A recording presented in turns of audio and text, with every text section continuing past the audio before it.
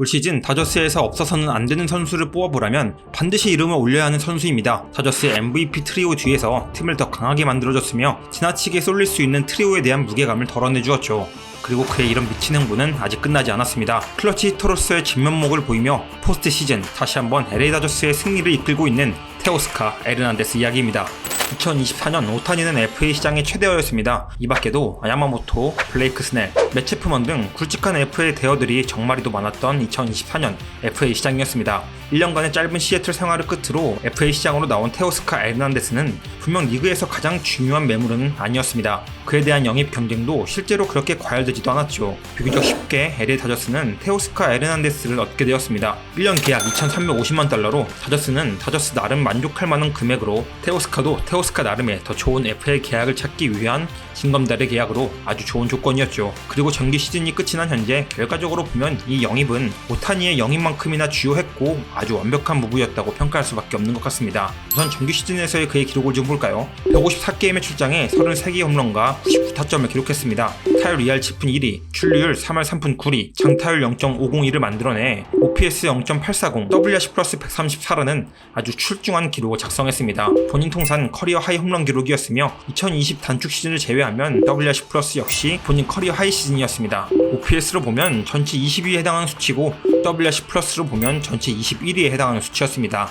주구장창 이야기하는 MVP 트리오, 프리먼 137, 무키 배치 141, 오타니 181 말고 팀에 이렇게 탑 클래스 선수를 한 명 더 보유할 수 있다는 건 정말 미쳤다고 할 수밖에 없는 것이죠. 그리고 진짜로 정규 시즌에서 테오스카의 힘으로 이긴 게임이 꽤나 많았습니다. 그의 클러치 능력이 빛을 발휘하는 순간들을 우리는 생각보다 자주 볼 수 있었습니다. 그리고 이 능력은 비로소 이 순간 다저스가 또 하나의 반지를 차지하기 위한 하나의 왕조를 세우기 위한 바로 이때 진정한 가치를 드러내야만 하죠. 강력한 다저스 라인업의 한 축이자 이제는 스페셜한 플레이를 보여주길 기대하는 급의 선수가 되었지만 지난 과거를 생각하면 절대 이렇게까지 성장할 것이라고 생각하지 못했습니다. 좋은 선수가 될 자질은 있었지만 리그에서 내놓으라 할 수 있는 선수가 될 것인가 하는 느낌의 포텐을 지닌 선수는 아니었죠. 이유는 간단합니다. 항상 뭔가가 결핍되어 있었던 선수였기 때문이죠. 아쉬운 수비는 커리어 내내 그에게 따라다니는 꼬리표였습니다. 준수한 주력과 좋은 운동 능력을 지녔지만 타구 판단의 문제로 때때로 좋지 못한 수비를 보여줬습니다. 타격에서는 출루율이 항상 문제였습니다. 20개 이상의 홈런을 때려줄 수 있는 파워는 지니고 있지만 파워히터에게 필요한 선구안, 좋은 눈으로부터 만들어지는 좋은 컨택과 볼넷 출루는 그에게서는 기대하기 힘들었습니다. 그러니 그냥 가끔 하나씩 때려대는 뜬금포 정도만 기대할 수 있었죠. 한 팀의 주 전력 또는 기둥이 되어주기에는 한없이 부족해 보였습니다. 만년 조연일 것만 같았죠. 그런데 한 선수의 커리어가 그리고 한 사람의 인생이 아무런 발전 없이 타인이 생각하는 잣대로만 흐르는 경우는 없습니다. 테오스카는 자신의 약점을 인지하는 것을 시작으로 꾸준히 자신을 발전시켜 나갑니다. 그리고 2021년 28살의 나이에 비로소 커리어 전성기를 맞이하게 됩니다. 143게임 출장에 32홈런, 116타점, 타율 2할 9푼 6리, OPS 0.870, WRC 플러스 132를 기록하며 당시 소속팀이었던 토론토 블루제이스의 4번, 5번을 오가며 중심 타선에서 반드시 수행해줘야 하는 역할인 타점 먹방을 아주 잘 실천해 주었습니다. 그의 이런 발돋움은 당시 토론토를 강팀으로 만드는데 크게 일조했습니다. 잠시 당시 토론토 블루제이스의 주력 라인업을 돌아보면 이렇습니다. 스프링어, 시미언, 불게주, 보비셋, 테오스카, 구리엘. 지금이야 다들 한가닥 하고 이름값 있는 선수들이 되었지만 당시만 하더라도 스프링어, 시미언 제외하곤 다들 가능성 있는 선수들이었을 뿐이었죠. 그런데 이렇게 시간이 흐르고 나서 보니 수비가 불안하다는 이유로 구리엘과 테오스카를 그냥 내다버린 게 토론토가 약해진 큰 원인이었지 않나 싶기도 하네요. 아무튼 20년, 21년을 거치며 그는 분명 스텝업을 했고 하나의 완성된 선수로서 MLB에 자리 잡게 되었습니다. 그리고 그 모습이 지금까지 이어져 오고 있다고 할 수 있겠죠.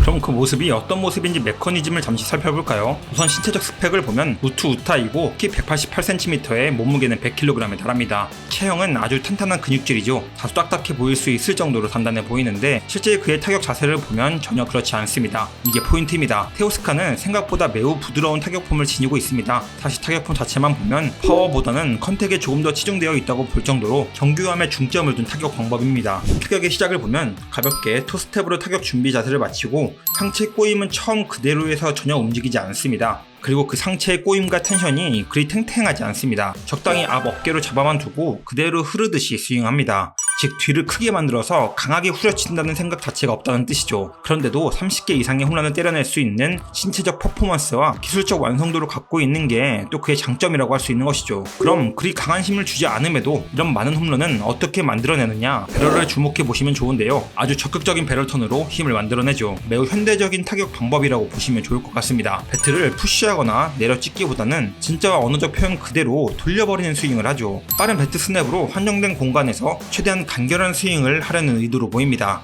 만약에 그가 눈이 소토만큼 좋았다면 3할 타율에 4할 출루율을 충분히 만들어낼 만큼 좋은 메커니즘을 지니고 있다고 할 수 있습니다. 결정적으로 그런 재능을 보유하지 못했다는 게 아쉬울 따름이죠. 그래도 MLB에서 이만큼이나 할 수 있다는 건 천부적 재능과 피나는 노력의 산물인 것만은 틀림없습니다. 그렇다고 그의 메커니즘이 100% 완벽에 가깝냐? 그건 또 아닙니다. 타격폼이 모난 곳 없이 부드럽고 절대 과하지 않은 스윙 모션을 갖고 있지만 아쉬운 부분은 분명 존재하는데요. 이건 기술적인 부분과 개인적 재능이 결합된 문제인데 철저하게 배럴 턴으로만 타격을 하는 타입이기 때문에 자신이 스퀘어업 해놓은 공간 이외의 공을 거의 대처하지 못합니다. 사실 이렇게 치는 방법으로는 어쩔 수 없이 발생할 수 없는 문제인데요. 그래서 이렇게 극단적인 스퀘어 상태에서의 배럴을 턴 타격을 할 땐 타고난 타격감 이런 것에 의존해서 스트라이크 이외의 공을 타격할 수 있어야 합니다. 그런데 아직까진 그에겐 보이지 않습니다. 그게 그의 가장 큰 약점이라면 약점이라고 할 수 있죠.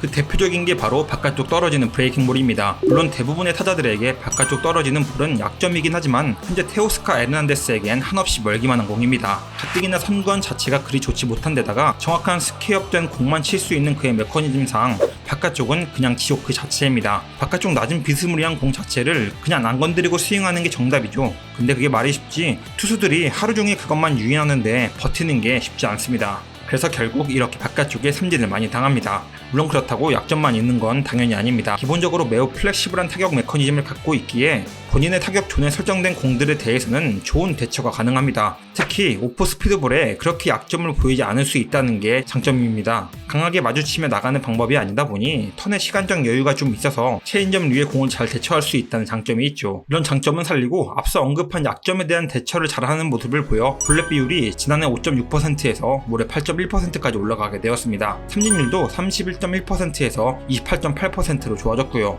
올 시즌 다저스로 가게 되면서 그에 대한 타격을 더 많이 접하고 체크할 수 있었는데요. 그러면서 느낀 건 개인적으로는 더 좋아질 수도 있겠다는 생각이었습니다. 더 참는 방식이든 더 공격적으로 어프로치하는 방식이든 분명히 한 단계 정도는 더 업그레이드가 가능할 수 있는 선수라고 생각이 들었습니다. 코앞에 있는 벽을 넘어서기만 하면 될 것 같은 그런 느낌으로 말이죠.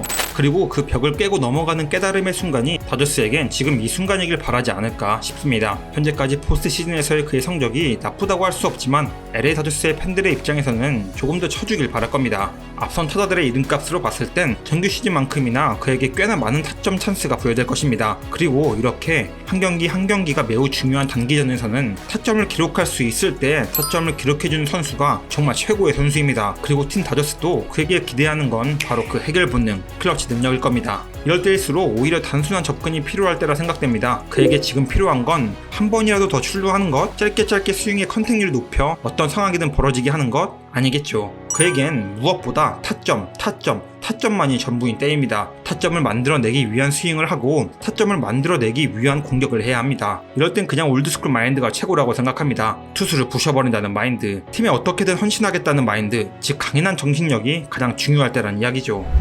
뉴욕 매치는 절대 만만한 팀이 아닙니다. 와일드카드부터 그것을 매 순간 증명해냈습니다. 테오스카 에르난데스라는 선수의 진정한 가치가 반드시 필요할 때입니다. 그는 과연 자신의 가치를 스스로 두눕힐 수 있게 될까요? 그리고 LA 다저스가 또 하나의 트로피를 따낼 수 있는 길잡이가 될 수 있을까요? 2024 포스트 시즌 LA 다저스의 성패는 어쩌면 그의 성적에 달려있을지도 모르겠습니다. 테오스카가 그려내는 야구를 주목해보시죠. 감사합니다.